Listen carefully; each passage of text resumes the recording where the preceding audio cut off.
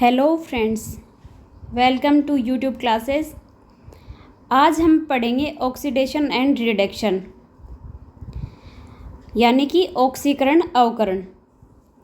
इसमें फर्स्ट है हमारा ऑक्सीडेशन, यानी कि ऑक्सीडेशन की प्रोसेस हो रही है। तो उसमें क्या हो रहा है देखो आप,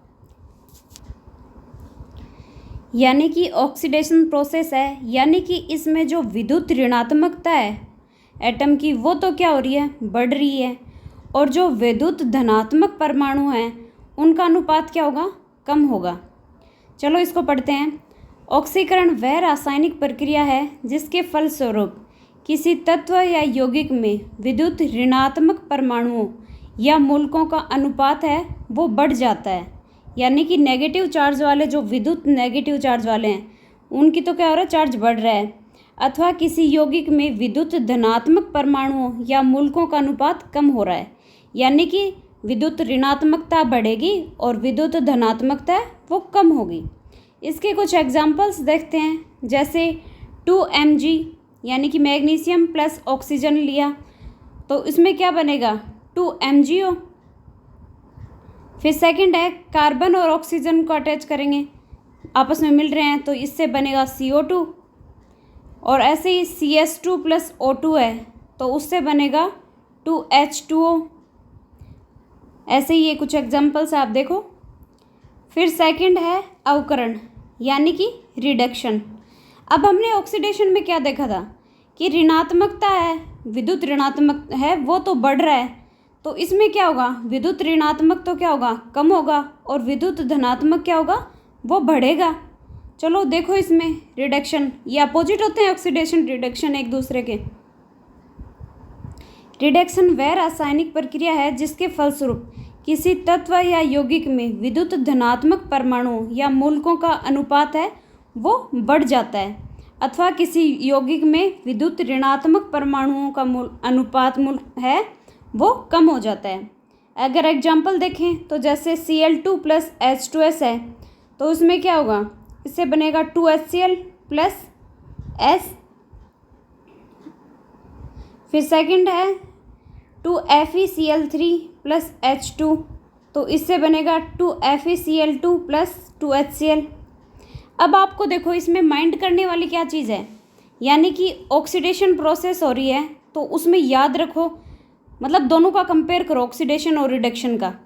यानी कि ऑक्सीडेशन की प्रोसेस में है तो उसमें तो क्या होगा, विद्युत ऋणात्मक परमाणु है उसका अनुपात बढ़ेगा, और रिडक्शन में क्या होगा, कम होगा।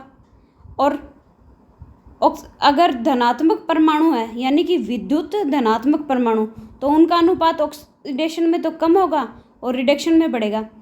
आप एक काम करो, इन दोनों में से एक को याद रखो और दूसरा उसका अपोजिट है ये याद रखो, वरना कंफ्यूज होगे।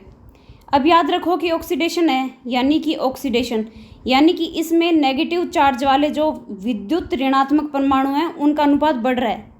याद रखना, विद्युत ऋणात्मक परमाणु उनका अनुपात बढ़ेगा और धनात्मक का कम होगा। और इसका बिल्कुल अपोजिट क्या होगा, वो रिडक्शन होगा। अब जो नेक्स्ट है वो है आयनिक सिद्धांत के आधार पर ऑक्सीकरण और अवकरण की परिभाषा, यानी कि ऑक्सीडेशन और रिडक्शन देखेंगे आयनिक सिद्धांत के आधार पर। इसमें क्या बताया है कि ऑक्सीकरण वह प्रक्रिया है जिसके फलस्वरूप किसी आयन पर धन आवेश बढ़ जाता है या ऋण आवेश है वो कम हो जाता है। अब आपने ये डेफिनेशन पढ़ी तो आपके दिमाग में आ रहा होगा कि अभी तो पीछे पढ़ा था कि उसमें विद्युत ऋणात्मकता का चार्ज बढ़ रहा है और धनात्मक है वो कम हो रहा है, और इसमें उल्टा हो रहा है। तो याद रखो वो विद्युत ऋणात्मक आवेश था, और इसके अंदर क्या बात किया है, इसमें डायरेक्ट बोला है कि उसके अंदर क्या होगा कि आयंस में जो धन आवेश है यानी कि पॉजिटिव चार्ज है वो बढ़ रहा है और नेगेटिव चार्ज है वो कम हो रहा है। तो आयनिक सिद्धांत के अकॉर्डिंग आप याद रखोगे ऑक्सीडेशन है तो उसमें क्या होगा कि पॉजिटिव चार्ज तो क्या होगा, बढ़ रहा है, और नेगेटिव चार्ज है वो कम हो रहा है। ये लास्ट डेफिनेशन की थोड़ा हटके या अलग ही मानो, रीज़न वो है कि उसमें विद्युत ऋणात्मकता थी और इसमें क्या है, ऋणात्मक यानी कि नेगेटिव चार्ज की बात चल रही है। यानी कि आप याद रखो कि ऑक्सीडेशन की प्रोसेस है, उसमें पॉजिटिव चार्ज है वो तो क्या होगा, बढ़ेगा, और नेगेटिव चार्ज है वो कम होगा। अगर एग्जाम्पल देखें तो जैसे फेरस क्लोराइड यानी कि FeCl2 और फेरिक क्लोराइड यानी कि FeCl3। अब याद रखो कि Cl2 आ रहा है तो फेरस है, और अगर 3 आ रहा है तो फेरिक है। यानी कि फेरस क्लोराइड और फेरिक क्लोराइड बनने में फर्स्ट आयन यानी कि फेरस आयन है वो बदलकर फेरिक आयन हो जाता है। रीजन क्या बताया, इसके अंदर चार्ज बढ़ रहा है, मतलब इसमें क्लोरीन के 2, फेरिक में तो क्या थे, क्लोरीन के 2 आयन्स थे, और जो फेरिक है उसके अंदर क्या होगा, उसके अंदर क्लोरीन के 3 कंपाउंड हो जाएंगे, अर्थात लोह आयन पर धन आवेश बढ़ जाता है। यानी कि इसके अंदर आपको बताया कि ऑक्सीडेशन है उसमें पॉजिटिव चार्ज बढ़ रहा है। यानी कि जो फेरस है उसके अंदर तो क्या था कि नेगेटिव चार्ज के सिर्फ 2 ही हैं, लेकिन जो फेरिक बना तो उसमें नेगेटिव चार्ज क्या हुए कि 3 नेगेटिव चार्ज हैं, उसकी वजह से ये 3 क्लोराइड आयंस को अटैच कर पा रहा है। यानी कि आप याद रखो कि ऑक्सीडेशन प्रोसेस है उसमें क्या होता है कि इसके अंदर धन आवेश है वो बढ़ जाता है। यानी कि फेरिक से फिर बन गया फेरस, यानी कि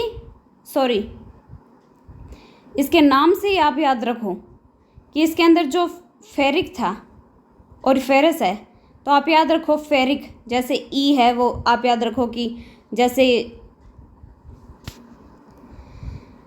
जैसे हम पढ़ते हैं ए आ ई, है ना, तो उसी के अकॉर्डिंग क्या है कि पहले ए आ रहा है फिर आ फिर ई आ रहा है। तो ऐसे ही जैसे कि पहले ए आ गया यानी फेरस रे, ए की साउंड आ रही है, यानी कि इसके अंदर 2 ही हैं, पॉजिटिव चार्ज बढ़ा यानी कि और बढ़ रहा है, यानी ई आ रहा है, फेरिक यानी कि 3। ये थोड़ी नॉर्मल आपको बता रही हूँ ताकि थोड़ा कंफ्यूज ना हो, कुछ ना कुछ माइंड में कोई ट्रिक रहेगी तो आप भूलोगे नहीं। यानी कि फेरस है उसमें तो 2 ही हैं, और जो फेरिक है उसके अंदर क्या हो गया कि 3 पॉजिटिव चार्ज हैं, उसकी वजह से इसके अंदर 3 क्लोराइड आयंस अटैच हो पाएंगे, यानी कि धनावेश बढ़ रहा है। ऐसे ही FeCl2 है, इसके अंदर तो क्या हुआ कि 2 ही पॉजिटिव चार्ज हैं, और FeCl3 बना तो इसमें 3 पॉजिटिव चार्ज हो गए, तो इसलिए 3 अटैच हो रहे हैं।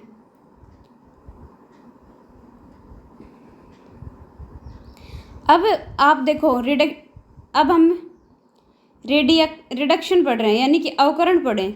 ऑक्सीडेशन में तो क्या हुआ कि इसमें हमने पढ़ा कि पॉजिटिव चार्ज बढ़ रहा है, तो याद रखो कि रिडक्शन है उसमें क्या होगा कि पॉजिटिव चार्ज कम होगा और नेगेटिव चार्ज बढ़ेगा। ये बिल्कुल ऑक्सीडेशन के अपोजिट है। यानी कि देखो अवकरण वह रासायनिक प्रक्रिया है जिसके फलस्वरूप किसी आयन पर धन आवेश घट जाता है, यानी कि पॉजिटिव चार्ज है वो कम हो रहा है, और ऋण आवेश है वो बढ़ रहा है, यानी कि नेगेटिव चार्ज बढ़ रहा है। तो अब भी आप एक ही चीज़ याद रखोगे कि ऑक्सीडेशन में पॉजिटिव चार्ज बढ़ रहा है, और रिडक्शन है उसके अंदर क्या हो रहा है कि नेगेटिव चार्ज बढ़ रहा है। एग्जाम्पल्स के तौर पे देखो तो आप देखो रिडक्शन में SnCl4 से SnCl2 के बनने में टिन आयन पर धन आवेश +4 से घट करके +2 हो जाता है। यानी कि SnCl4 है इसमें तो देखो 4 अटैच हैं, और SnCl2 में 2 ही अटैच हैं, यानी कि इसके ऊपर क्या हो रहा है, पॉजिटिव चार्ज है वो कम हो रहा है। यानी कि रिडक्शन के अंदर क्या हो रहा है, धन आवेश है वो क्या हो गया, घट गया।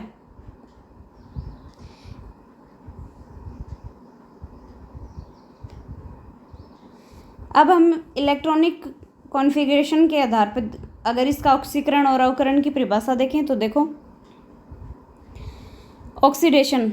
ऑक्सीकरण वह रासायनिक प्रक्रिया है जिसमें कोई परमाणु या आयन एक या अधिक इलेक्ट्रॉनों को त्याग करके उच्च विद्युत धनात्मक अवस्था या निम्न विद्युत ऋणात्मक अवस्था में परिवर्तित हो जाता है।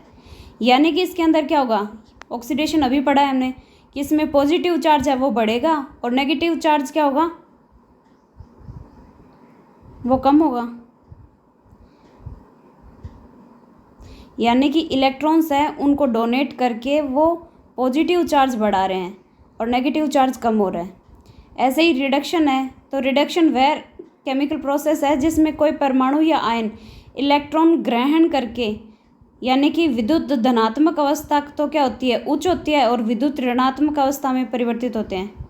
यानी कि नेगेटिव चार्ज अगर बढ़ेगा तो धनात्मक अवस्था तो क्या होगी, पहले पॉजिटिव चार्ज था, लेकिन अब नेगेटिव चार्ज वो क्या हो रहा है, बढ़ रहा है, यानी कि धनात्मकता से फिर क्या होगा, ऋणात्मक अवस्था बन रही है।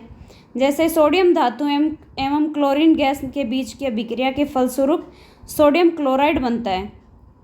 यानी कि सोडियम है 2Na, इस पे पॉजिटिव चार्ज है और ये Cl2 से अटैच हो रहा है, नेगेटिव चार्ज है Cl, तो इससे क्या बनेगा 2NaCl, यानी कि सोडियम क्लोराइड बन गया।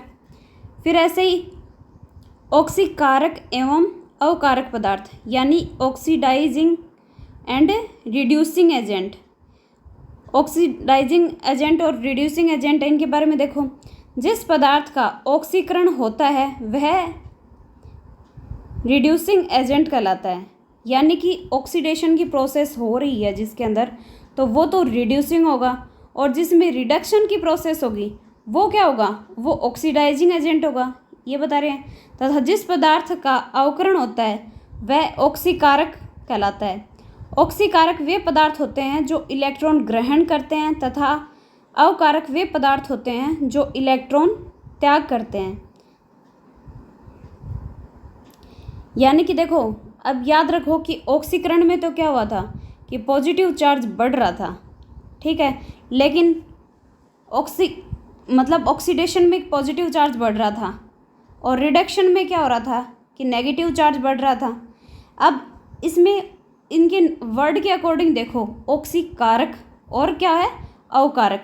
यानी कि ऑक्सीकारक है वो ऑक्सीकरण से जस्ट उल्टा होगा, यानी कि ऑक्सीकारक में क्या होगा कि इलेक्ट्रॉन बढ़ रहे हैं, जबकि क्या होता है, जो ऑक्सीकरण होता है उसमें पॉजिटिव चार्ज बढ़ता है, लेकिन ऑक्सीकारक पदार्थ हैं उनमें इलेक्ट्रॉन क्या होता है कि ग्रहण करते हैं, तो उनकी नेगेटिव चार्ज बढ़ेगा।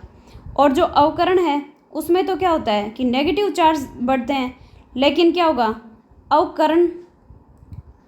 अवकारक जो होंगे वो क्या होंगे कि इलेक्ट्रॉन का क्या करेंगे, त्याग करेंगे, उनके पास कमी होगी।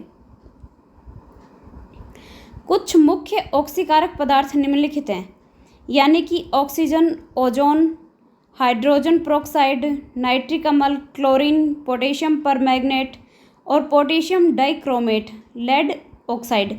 तो ये सारे के सारे क्या हैं, ऑक्सीकारक पदार्थ हैं। यानी कि ऑक्सीकरण में तो पॉजिटिव चार्ज होता है, लेकिन ऑक्सीकारक पदार्थ हैं इनके पास क्या होगा, नेगेटिव चार्ज है। कुछ मुख्य अवकारक पदार्थ के उदाहरण देखें तो जैसे हाइड्रोजन। अभी इनको नाम के अकॉर्डिंग ही देखो, जैसे हमने पढ़ा था कि रिडक्शन होता है उसमें क्या होता है कि पॉजिटिव चार्ज कम होता है, नेगेटिव चार्ज ज़्यादा होता है, लेकिन अवकारक पदार्थ की बात कर रही है, यानी रिड्यूसिंग एजेंट की बात हो रही है, तो उनके पास क्या होगा, उल्टा होगा, यानी कि पॉजिटिव चार्ज बढ़ेगा। यानी कि जैसे हाइड्रोजन है, हाइड्रोजन सल्फाइड है, कार्बन मोनोऑक्साइड यानी CO, सल्फर डाइऑक्साइड, कार्बन हाइड्रोइडिक अम्ल हो गया, फिर एस्टेंस क्लोराइड है। ये इसके कुछ एग्जाम्पल्स हैं। ऑक्सीकारक एवं अवकार दोनों की तरह व्यवहार करने वाले पदार्थ हैं, यानी कि जो ऑक्सीकारक की तरह भी बिहेव करेंगे और अवकारक की तरह भी बिहेव करेंगे। तो उनके एग्जाम्पल हैं जैसे hydrogen sulphide, hydrogen peroxide, sulphur dioxide और नाइट्रस अम्ल। आप इन एग्जाम्पल्स को याद रखो, काफ़ी एग्जाम्स में इनके बारे में पूछ लिया जाता है कि ऑक्सीकारक पदार्थ कौन से हैं या फिर अवकारक पदार्थ कौन से हैं। फिर है ऑक्सीकरण संख्या, यानी कि किसी तत्व की ऑक्सीकरण संख्या वह संख्या है जो किसी अणु आयन में उस परमाणु पर आवेशों की संख्या को बताती है। यदि उस अणु का आयन से शेष सभी परमाणुओं को संभावित आयनों के रूप में अलग कर दिया जाए, जैसे एग्जाम्पल के तौर पर KMnO4 है, इसके अणु से पोटेशियम को पोटेशियम प्लस के रूप में और 4 ऑक्सीजन को O-2 के रूप में अलग कर दिया जाए तो मैग्नीशियम पर +7 आवेश बचेगा। यही मैग्नीशियम की ऑक्सीकरण संख्या है। यानी कि ऑक्सीकरण संख्या का मान है वो धनात्मक है या ऋणात्मक हो सकता है, या तो पॉजिटिव चार्ज होगा या फिर नेगेटिव। ऐसे ही ऑक्सीकरण संख्या के आधार पर ऑक्सीकरण एवं अवकरण की जो व्याख्या है वो देखो। ऑक्सीकरण वह रासायनिक प्रक्रिया है जिसके फलस्वरूप किसी परमाणु की ऑक्सीकरण संख्या का मान क्या होता है, वो बढ़ जाता है, तथा अपकरण वह रासायनिक प्रक्रिया है जिसके फलस्वरूप किसी परमाणु की ऑक्सीकरण संख्या क्या होती है, घट जाती है। यानी कि इसमें बताया क्या है कि ऑक्सीकरण में तो बढ़ रहा है और अवकरण है उसमें क्या होता है, ऑक्सीकरण कम हो गया, उल्टा होगा। यहाँ लोहे की ऑक्सीकरण संख्या 0 से बढ़कर +2 हो जाती है, जबकि हाइड्रोजन की ऑक्सीकरण संख्या है वो +1 से घटकर 0 हो जाती है। अतः इस प्रक्रिया में लोहे का ऑक्सीकरण तथा हाइड्रोजन का अवकरण हुआ है। ऑक्सीकारक वह पदार्थ है जो किसी दूसरे पदार्थ की ऑक्सीकरण संख्या को बढ़ा देता है। यानी कि ऑक्सीकरण के उल्टा ही होता है, ऑक्सीकारक होता है वो, तो इसको संख्या को क्या होता है, बढ़ा देता है। जबकि अवकारक वह पदार्थ है जो किसी दूसरे पदार्थ की ऑक्सीकरण संख्या को घटा देता है। जिस पदार्थ की ऑक्सीकरण संख्या बढ़ती है वह ऑक्सीकृत होता है, अर्थात वह अवकारक यानी कि रिड्यूसिंग एजेंट है। यानी कि जिसके अंदर ऑक्सीडेशन यानी ऑक्सीकरण संख्या अगर बढ़ रही है तो वो क्या होगा, रिड्यूसिंग एजेंट होगा। जिस पदार्थ की ऑक्सीकरण संख्या घटती है वह अवकृत होता है, अर्थात वह ऑक्सीकारक यानी कि ऑक्सीडाइजिंग एजेंट होता है। अब याद रखो कि रिड्यूसिंग एजेंट है उसके अंदर तो क्या होगा, ऑक्सीजन की संख्या बढ़ रही है, और जो ऑक्सीडाइजिंग पदार्थ है उसमें क्या हो रहा है कि ऑक्सीकरण संख्या है वो घट रही है। ये टॉपिक ऐसा है जिसमें अगर आप कंपेयर करके पढ़ोगे तो आपको ये याद रहेगा। आई थिंक आपको समझ में आ गया होगा। आप इसको अच्छे से पढ़ें। अगर किसी को कुछ प्रॉब्लम है तो आप इससे पूछें। अगर आपको अच्छा लगा हो तो चैनल को सब्सक्राइब करें, लाइक करें, और अगर कुछ कंफ्यूज है तो कमेंट करें और क्वेश्चन पूछें कि आपको क्या समझ में नहीं आया। और ज़्यादा से ज़्यादा लोगों के पास इसको शेयर करें ताकि बाकी लोग भी इसको देख पाएँ। कल आप आज इसको पूरा पढ़ो और कल हम इनके क्वेश्चन करेंगे। चलो, थैंक यू, बाय।